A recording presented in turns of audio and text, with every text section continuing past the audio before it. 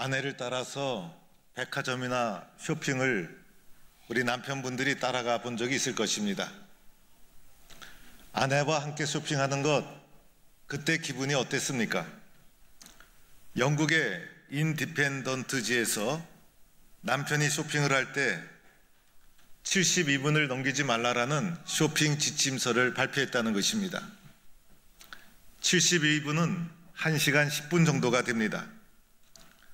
유명 쇼핑센터를 찾아온 2,000명의 고객을 대상으로 조사한 결과 남자들은 72분이 넘어가게 되면 인내심을 상실하게 되고 마음에서 막 화가 올라오고 그리고 동행한 여성과 다투기 시작한다는 것입니다.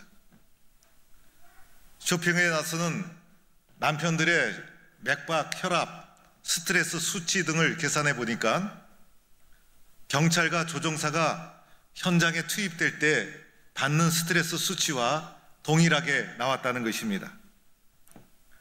이 쇼핑하는 방법도 남자와 여자는 상이하게 다릅니다. 남자는 사냥꾼처럼 구입할 물건, 상품을 기억하고 쇼핑에 나서게 됩니다. 그리고 쇼핑할 물건을 발견하게 되면 망설이지 않고 그 물건을 구매하게 됩니다.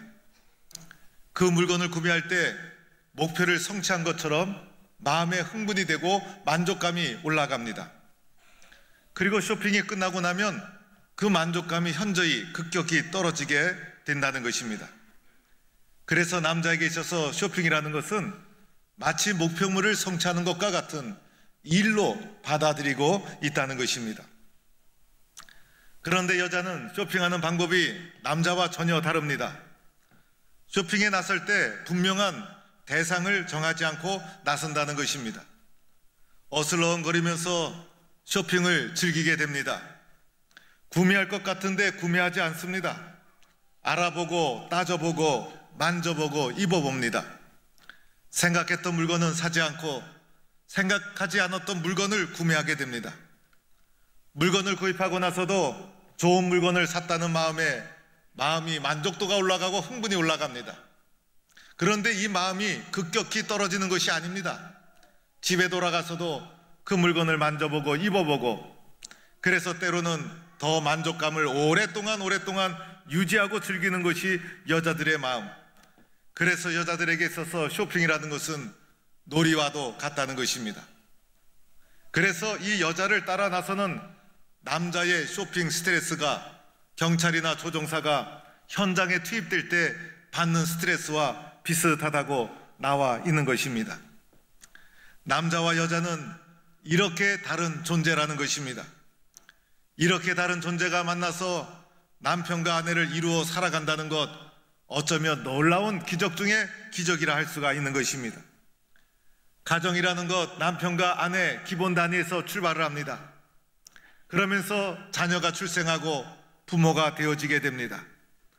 남편과 아내, 부모와 자녀, 이것이 우리의 가정의 바탕이 되는 것이고 우리의 가정의 밑바탕, 가장 기본적인 단위가 바로 남편과 아내, 부모와 자녀인 것입니다. 오늘은 5월 가정의 달이고 오늘은 바로 어버이 주일이 됩니다. 어버이 주일을 맞이해서 오늘 우리들은 어버이의 사랑에 기억하고 감사하는 마음으로 카네이션 꽃을 가슴에 달았습니다. 부모와 자녀가, 남편과 아내가 어떻게 성경적인 관계를 잘 이루어서 좋은 가정을 이루며 살아갈 수 있을까? 오늘 골로새서 3장 18절 이하의 말씀은 남편, 아내, 부모, 자녀들에게 주시는 주님의 말씀이 있는 것입니다. 기독교는 가정을 중요하게 여기고 있는 것이고 초대교회도 가정에서 시작한 것입니다. 남편과 아내, 부모, 자녀가 어떻게 자기 역할을 잘 감당해서 아름다운 조화를 이루며 살아갈 수 있을까? 오늘 성경의 말씀을 우리는 귀를 기울이고 경청할 수 있기를 바랍니다. 먼저 첫 번째로는 아내들에게 권면하는 말씀이 18절에 나와 있습니다. 아내들이여 남편에게 복종하라. 이는 주 안에서 마땅하니라 라고 말씀하고 있습니다. 남편에게 복종하고 순종하는 것, 이것이 아내가 해야 될 소중한 태도라는 것입니다. 에베소서 말씀에는 이렇게까지도 말씀합니다. 아내들이여 자기 남편에게 복종하기를 주께 하듯 하라는 것입니다. 남편에게 단순히 복종하고 순종하라는 것을 넘어서 마치 예수님 대하듯이, 예수님께 하듯이 복종하고 순종하는 것, 이것이 주 안에서 마땅하니라 성경이 이렇게 가르쳐주고 있는 것입니다. 남편에게 복종하고 순종하기 위해서 어떻게 해야 될까? 어떻게 해야 남편에게 순종할 수 있을까? 남편의 존재를 인정하고 존중해 주어야 한다는 것입니다. 그래도 우리 가정의 가장이다, 우리 가정의 기둥이다, 남편이 우리 가정에서 가장 소중한 존재다, 남편의 존재를 인정하고 존중해 주어야 한다는 것입니다. 남자는 자신의 가치가 존중받고 인정받을 때 행복해 하는 것입니다. 자신의 존재를 인정하고 존중할 때 인정해주는 사람을 위해서 어떠한 희생과 충성도 감당할 수 있는 것이 남자인 것입니다. 남편을 존중하고 인정하고 그리고 순종하고 복종하는 것, 이것이 아내의 가장 기본적인 자세이고 주 안에서 마땅히 행해야 된다는 것입니다. 요즘 아내에게 제대로 말도 못하고 눈치 보고 살아가는 남편들, 심지어는 아내에게 구박받고 더 나아가 아내에게 맞고 사는 남편들도 있다고 하지 않습니까? 존중받지 못하면 남편이 가지고 있는 능력도 다 무너지게 되는 것입니다. 더 무기력한 남편이 될 수가 있는 것이고 실패하는 인생으로 떨어질 수가 있다는 것입니다. 그러나 부족하고 허물이 있다 할지라도 인정하고 존중하고 높여줄 때 남편은 자신이 가진 능력 이상의 힘을 발휘하게 될 것입니다.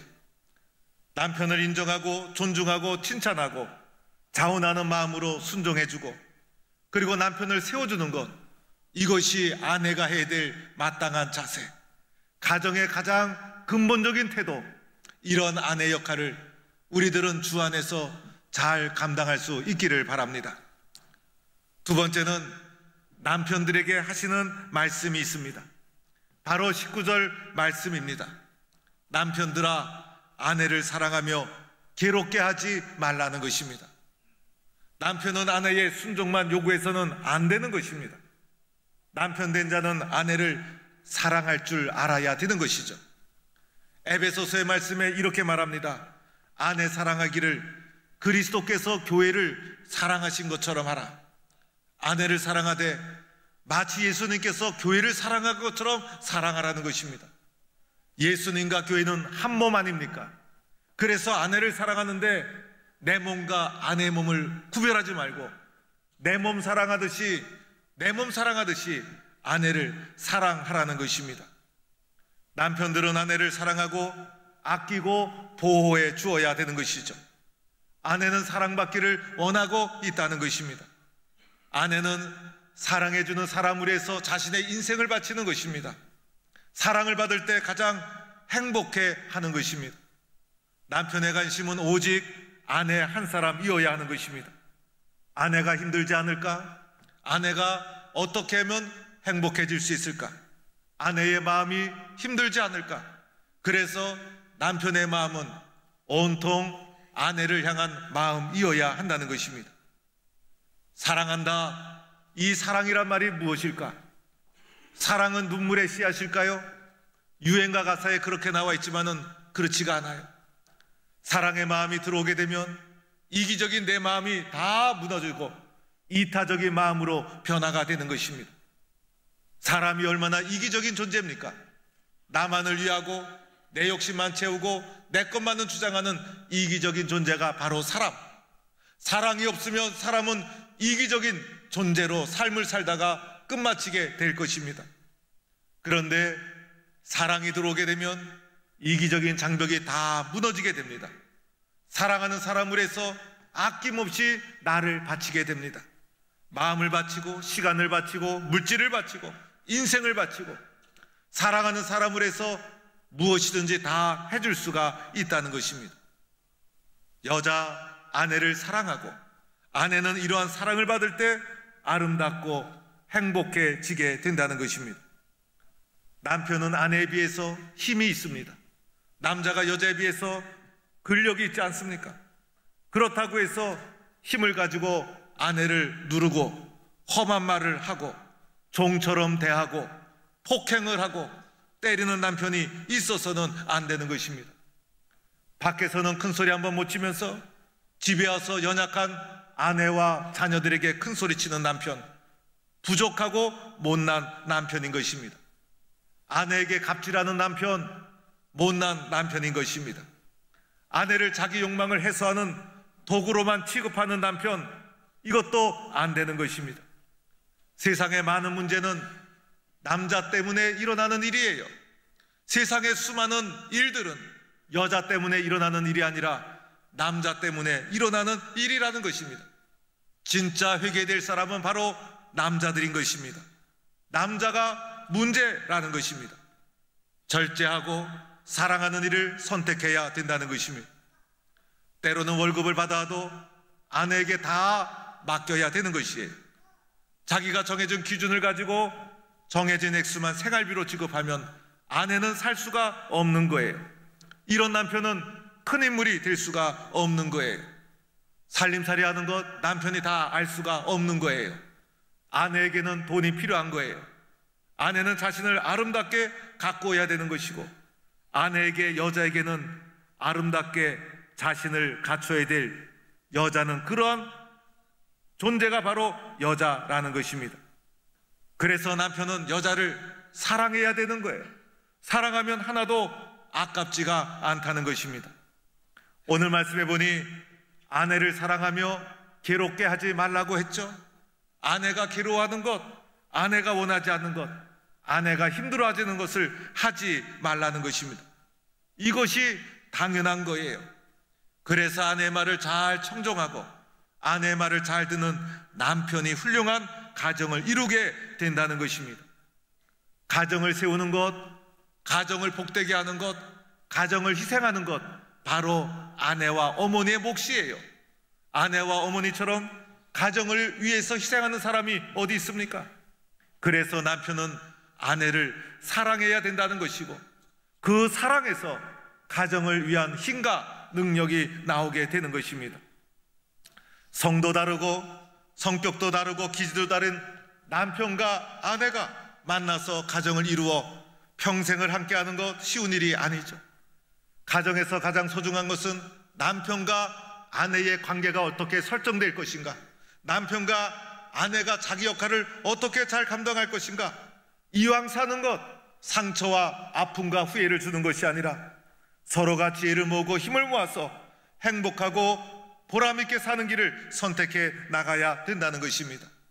서로가 서로에게 다른 존재이기 때문에 옳고 그름을 따져서는 안 되는 것입니다. 원래 남편과 아내는 기준이 달라요. 생각이 달라요. 그래서 옳고 그름을 따지다 보면 끝이 없다는 것입니다. 저 인간은 생각이 근본적으로 잘못되어 있어. 저 인간을 만나서 내 인생이 이렇게 불행하게 되었어. 이렇게 책임을 전가해서도 안 된다는 것입니다. 부부의 행복이 중요합니까? 옳고 그른 것이 중요합니까? 행복하게 사는 것이 더 중요한 거예요. 행복하게 살기 위해서는 내가 옳다고 생각하는 옳고 그름을 포기해야 된다는 것입니다. 내가 옳다고 생각하는 것이지 올바른 것이 아닐 수가 있다는 거예요. 옳고 그르다, 잘했다, 잘못했다, 이런 것이 많아지게 되면 다툼이 일어날 수밖에 없는 것이에요. 자존심 내세우고 당위성 주장하면 자꾸 부닥치고 충돌하게 된다는 것입니다. 서로에게 상처를 주고 이기고 승리하면 무슨 소용이 있겠어요? 때로는 나와 다를지라도 그럴 수도 있구나, 그럴 수도 있구나, 넓은 마음으로, 폭넓은 마음으로 받아들이고 이해하게 되면 그것이 도리어 나의 그릇을 넓혀주는 도구가 될 수가 있다는 것입니다. 서로가 판단하고 지적하면 마음을 닫아버리게 되죠. 마음을 닫아버리면 어떻게 됩니까? 대화가 끊어지게 되는 것이고, 건성건성 관계가 말라지게 되는 것이고, 서로에게 관심이 없어지게 되는 것이고, 한 집에 살아도 남남으로 살게 되는 것이고, 이것은 가정이라 할 수가 없다는 것입니다. 부부에게 있어서 가장 중요한 것은 옳고 그름이 아니죠. 잘했다 못했다가 아니죠.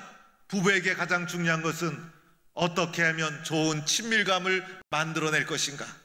그래서 그 누구보다도 가장 친밀한 관계를 형성해야 되는 것이 남편과 아내의 역할.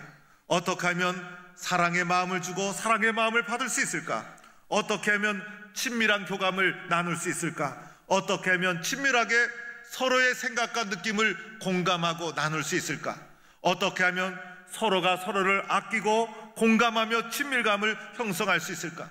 그래서 부부 관계에서는 가장 중요한 것은 함께 감정과 생각을 공유하고 느끼는 친밀감을 형성하는 것, 그리하여 서로가 사랑하고 순종해서 남편과 아내 역할을 행복하게 잘 감당하는 성도가 될 수 있기를 주의 이름으로 축원합니다.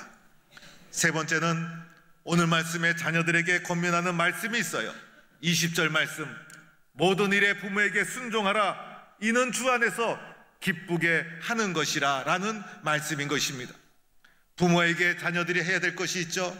바로 순종이라는 거예요. 부모에게 순종하되 어떤 일에 순종하라고 말씀하고 있습니까? 모든 일에, 어떠한 일이든지 모든 일에 부모에게 자녀가 해야 될 것은 순종이라는 것입니다. 순종의 뜻은 무엇일까? 부모의 마음을 편안하게 해 드리라는 것입니다. 부모의 마음을 편안하게 해드려라. 모든 일에 있어서 부모에게 순종해서 부모의 마음을 편안하게 해드리는 것, 이것이 주님을 기쁘시게 하는 일이라는 것입니다.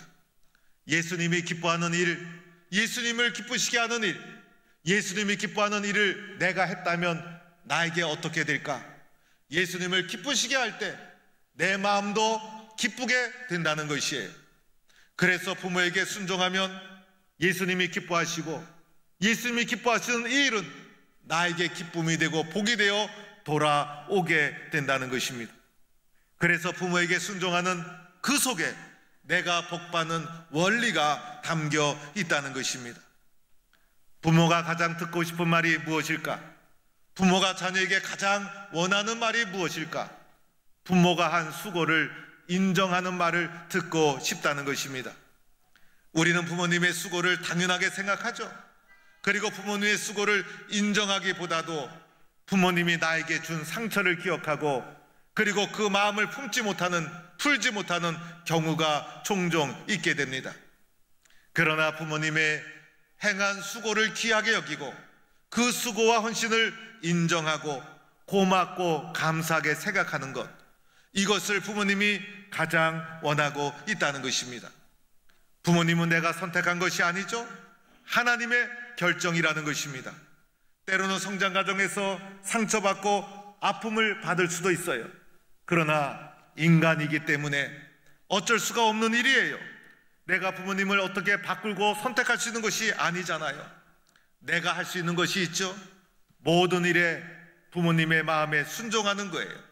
모든 일에 용서하고 이해하는 것, 그리고 감사하는 것, 축복하는 것, 이것은 내가 할 수가 있다는 것입니다.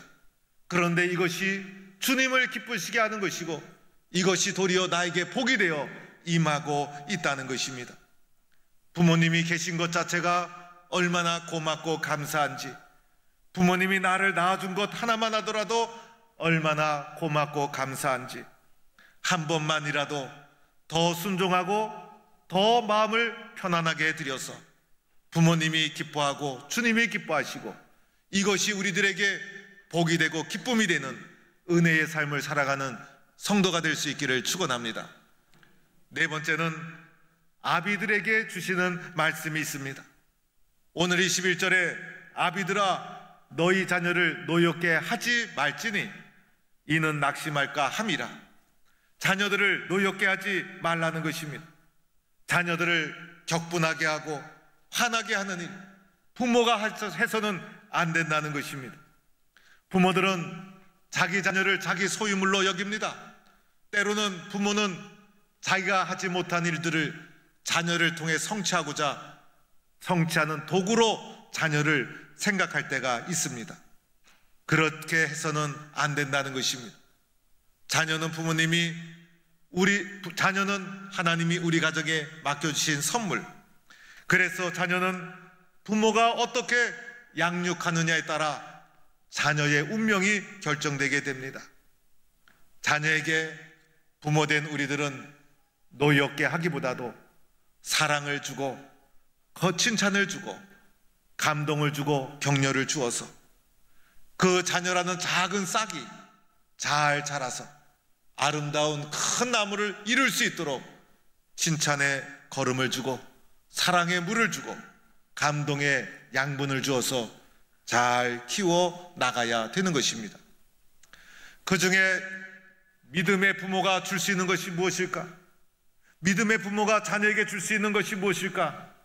바로 기도의 유산인 것입니다. 기도 속에 자녀에 대한 사랑이 담겨 있지 않습니까? 자녀에게 가장 많은 기도를 할 수 있는 사람은 부모. 부모만이 내 자식으로 해서 가장 많은 기도를 남길 수가 있다는 것입니다.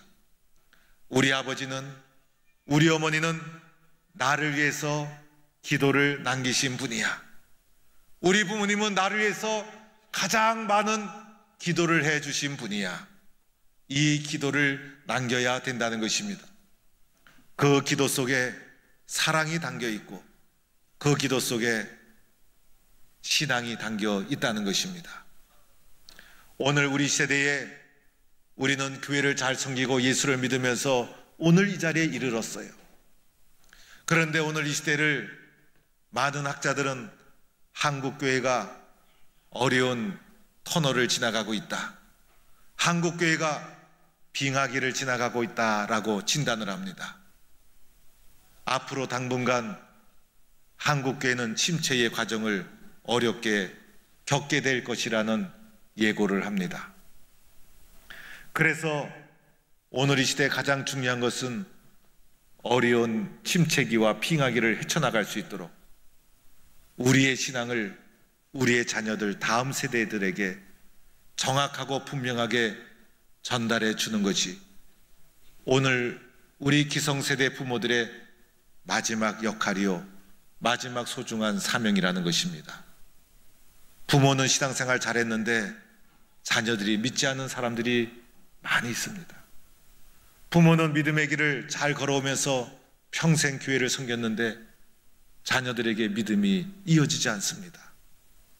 부모가 해야 될 소중한 사명 중 하나가 자녀들에게 우리의 신앙과 믿음의 고백을 그대로 전달해서 내가 믿은 예수를 자녀들도 평생 믿고 살아갈 수 있도록 도와주는 것이 부모된 우리가 해야 될 마지막 사랑이요, 마지막 선교적 사명인 것입니다. 이렇게 자녀들을 노엽게 하지 말고 기도와 사랑으로 자녀들을 키우고 양육해야 된다는 것입니다. 사랑하는 성도 여러분, 우리들은 모두가 부모이면서 동시에 자녀이고 남편과 아내로 살아가고 있습니다. 무엇이든지 잘하려고 하면 끝이 없는 것입니다. 어떻게 하면 좀 더 잘할 수 있을까? 어떻게 하면 나는 남편과 아내, 부모, 자녀의 역할을 잘 감당할 수 있을까? 잘하고자 하는 안타까운 마음이 살아있어야 되는 것이에요. 어떻게 하면 나는 좀 더 잘할 수 있을까? 안타까운 마음을, 우리는 간절한 마음을 가지고 있어야 된다는 것입니다. 그러기 위해서는 예수님께 배워야 하는 것입니다. 예수님께 배우기를 중단하지 말아야 합니다. 어떻게 하면 나는 예수님께 많은 것을 배울 수 있을까? 어떻게 하면 예수님을 본받을 수 있을까? 어떻게 하면 예수님의 그 십자가의 사랑을 나도 내 가슴에 품을 수 있을까? 어떻게 하면 예수님처럼 사랑할 수 있을까? 어떻게 하면 예수님처럼 섬길 수 있을까? 어떻게 하면 예수님처럼 나도 믿음의 길을 걸어갈 수 있을까? 사랑은 배워야 되는 것이고 인생도 배워야 되는 것입니다. 예수님에게서 배우기를 중단하면 우리들은 소망이 없는 것입니다. 예수님께 배우기를 계속해야 된다는 것입니다. 오늘 예수님께 배워서 남편과 아내, 부모와 자녀가 자기 역할을 잘 감당해서 주 안에서 행복하고 든든한 가정을 세워나가는 믿음의 복된 가정이 되기를 주의 이름으로 간절히 축원합니다.